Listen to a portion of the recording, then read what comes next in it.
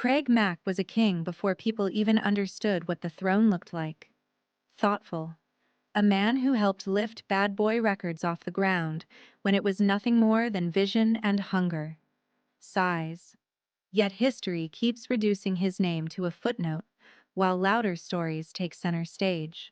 Annoyed people talk about power parties, pressure and whispers that followed him. Rumors and allegations that were never fully explored or confirmed, but used to shape narratives while the truth stayed buried. Long pause. Craig Mack reached a point where he stopped recording not out of fear, but out of principle, refusing to play the fool and give everything while receiving nothing back. Exhale sharply. And when money, power, and intimidation started circling with a mafia-like energy, he chose resistance over submission. Whisper. Pressure mounted. Management ultimatums were issued. Alliances broke, and real beef followed. Years later, when a major documentary dropped in December 2025, his name barely surfaced despite the fact that he was the breakthrough, the spark, the momentum. Flava In Ya Ear did more than top charts. It opened doors. It gave the label credibility. It made the world listen. He earned a Grammy nomination yet still found himself sidelined, erased from the larger narrative.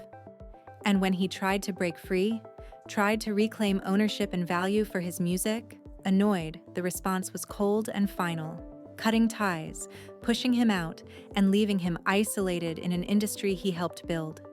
Craig Mack carried that weight to his grave, passing away in 2018, officially from heart failure, far from the spotlight and still angry at how things ended. His story began in Brentwood, Long Island, a quiet place without industry shortcuts where he studied rap like a craft, obsessed with rhythm, words, and storytelling.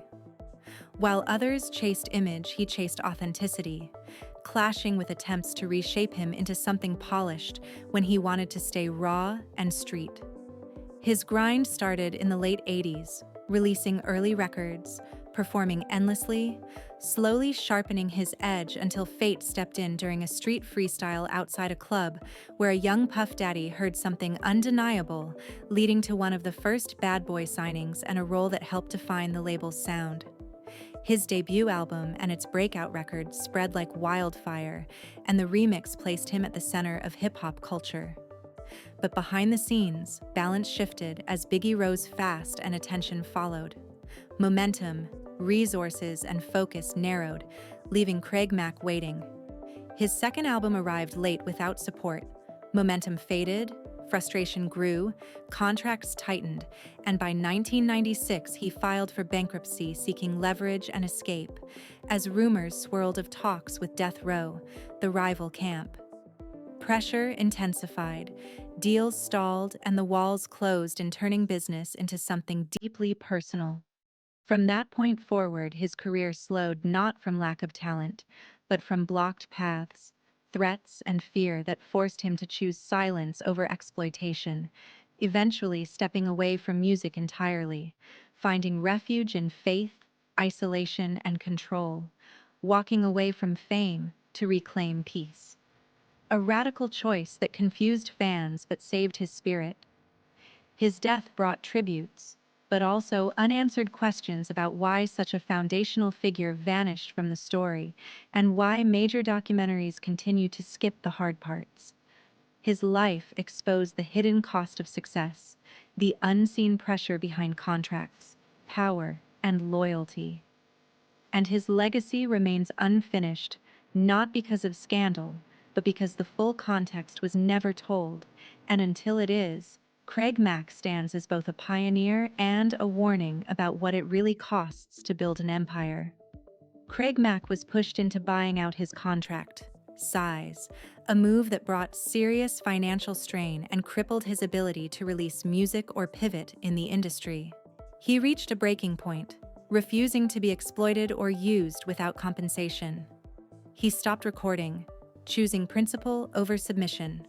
The money, threats, and mafia mentality surrounding him made it clear the battle was personal, not just professional. His ex-wife, Roxana Alexis Hill Johnson, later confirmed the intensity of the pressure and the lingering resentment that followed. Craig became disenchanted. Grammy nominations meant nothing without financial security, and he found himself trapped between contracts, stress, and industry politics. His career slowed not from lack of talent, but because the path forward kept narrowing. Every opportunity seemed blocked. The label that once lifted him now felt like a wall. And when documentaries later came out, his struggles were erased.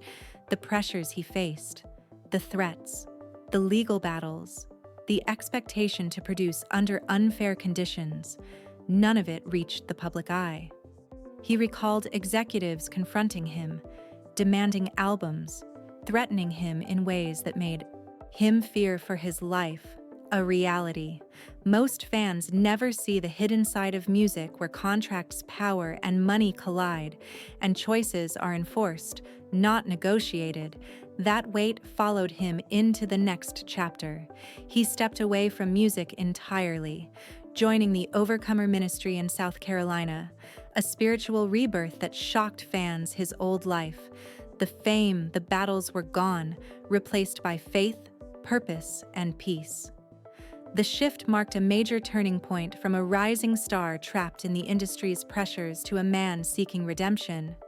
Craig Mack passed away quietly in 2018 at 47, away from New York, Los Angeles, and the industry he helped define, living in Walterboro, South Carolina, leaving fans shocked and questions unanswered. His death officially.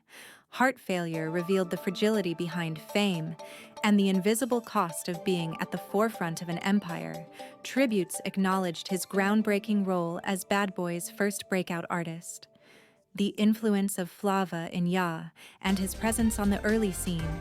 Yet his struggles retreat, and personal battles remained largely absent from documentaries, including 50 Cent's project showing how even pivotal figures can be erased from the narrative. His life illustrates the hidden realities of the music business, the fragility of control, the cost of loyalty, and the systemic pressures that can silence even the most talented voices. The unanswered questions linger, not as scandal, but as context, showing the unseen sacrifices, the complex pressures, and the human story behind the hits. The choices he made to protect himself and reclaim agency reveal a side of Craig Mack rarely told. His story is a window into the harsh realities of the industry, the personal cost of success, and the courage it takes to step away and find peace.